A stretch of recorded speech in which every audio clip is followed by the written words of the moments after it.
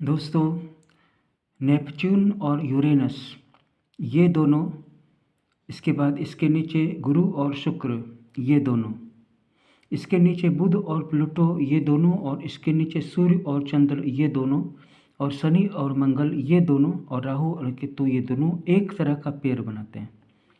इनमें से बस राहु और केतु एक दूसरे से हमेशा सातवीं राशि में रहते हैं, 7 में रहते हैं। ये हमेशा वक्री भी रहते हैं, इस बात को हम सब जानते हैं। लेकिन इसके अलावा शनि और मंगल ये दोनों जन्म कुंडली में जहाँ पर भी हों, दरअसल में ये हमेशा एक दूसरे के निशाने पे रहते हैं, और एक दूसरे के साथ इनका एक अटैचमेंट होता है। वो अटैचमेंट विरोध करने का होता है, जिसके कारण कि ये पूरी कुंडली में अपनी लड़ाई को एक तमाशा बना देते हैं। इसी तरह राहु केतु एक अपने ओवर अटैचमेंट से और एक डिस अटैचमेंट से, यानी एक आसक्ति से और एक विरक्ति से समूचे जीवन को अपना खेला बना देता है। और शनि और मंगल अपनी लड़ाई से कि मेरा तरीका सही है, ये कही कि मेरा तरीका सही है, पूरे जीवन को एक तमाशा बना देते हैं, एक नौटंकी बना देते हैं, सारी बातें गौण हो जाती हैं। सूर्य और चंद्र अगर जन्म कुंडली में अशुभ हों, मारक भावों के स्वामी हों, तब फिर ये जहाँ पर भी बैठते हैं उस जगह से व्यक्ति निराश हो जाता है। और जब तक फिर इन दोनों का उपचार न किया जाए, उपाय न किया जाए, इनको शांत न किया जाए, तब तक आपके जीवन में कोई दूसरी बातें पूरी नहीं होंगी। और अगर ये दोनों अनुकूल हों तो फिर ये दोनों अकेले बाकी सारे ग्रहों के दोषों को काट देते हैं। आपकी जन्म कुंडली में जितने भी सारे प्लैनेट्स मैंने बताए हैं, सिर्फ इन दोनों को छोड़ के, यानी कि सूर्य को छोड़ के और चंद्रमा को छोड़ करके, तो अगर ये सभी ग्रह अच्छे हैं तो, और सूर्य और चंद्रमा अच्छे हैं, तो ये इन सब की अच्छाई को और ज़्यादा बढ़ा देंगे। और अगर बाकी सारे प्लैनेट्स कमज़ोर हैं, पाप प्रभाव में हैं, अकारक हैं या अशुभ फल प्रदान कर रहे हैं, लेकिन सूर्य और चंद्र अगर ठीक हैं, तो केवल यही दोनों मिल करके आपकी कुंडली के जितने भी सारे अशुभ ग्रहों की अशुभता है, पाप प्रभाव है, नीचता है, उसको कम कर देंगे। सूर्य और चंद्र अकेले कम कर देंगे सबके प्रभाव को। और तब सोचिए कि अगर ये दोनों अनिष्टकर हो गए तो क्या होगा।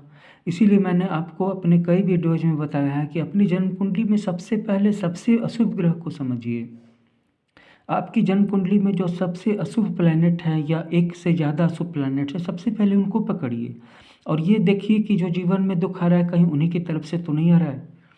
और अगर आ रहा है तो उनको कैसे ठीक किया जाए, उनको कैसे शांत किया जाए, उनको कैसे खुश किया जाए। इसके बाद बात कर ले बुध और प्लूटो की। तो बुध और प्लूटो, बुध सबसे ज़्यादा नज़दीक है, प्लूटो सबसे ज़्यादा दूर है। इसके बावजूद इनमें एक तरह की समानता है कि ये इंटेलिजेंस देता है और ये इनर इंटेलिजेंस देता है, ये इनसाइट देता है। यानी कि बुध जिस काम को बनाएगा, प्लूटो उस काम को और ज़्यादा सुंदर कर सकता है।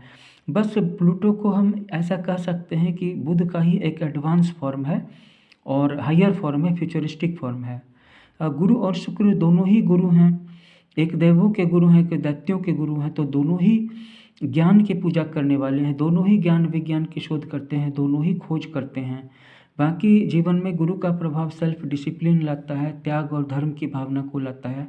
और शुक्र का ये सोच रहता है कि ये सारी दुनिया मेरे लिए है, मैं इस दुनिया का सारा रस पी लूँ, सारा आनंद उठा लूँ, सारी विद्याओं को अर्जित कर लूँ, सारी अमृत संजीवनी विद्या भी सीख लूँ, अमर हो जाऊँ, क्योंकि ये दुनिया तो मेरे लिए ही बनी है, मैं इसका भोग करूँगा, पहले मैं अमर हो जाऊँ, पहले मैं सारी विद्याएं प्राप्त कर लूँ, शक्तिशाली हो जाऊँ, सुरक्षित हो जाऊँ। और गुरु का है कि प्राप्त सब करो, लेकिन उस सब को ईश्वर के चरणों में समर्पित कर दो।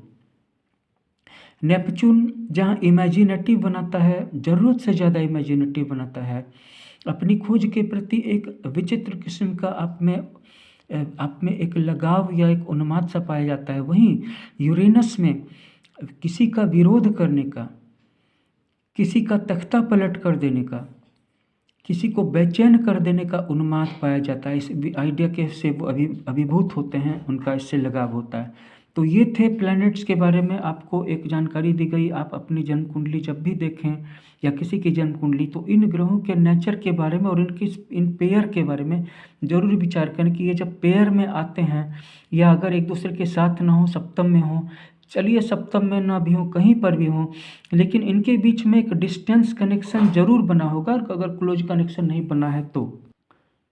Thanks for watching.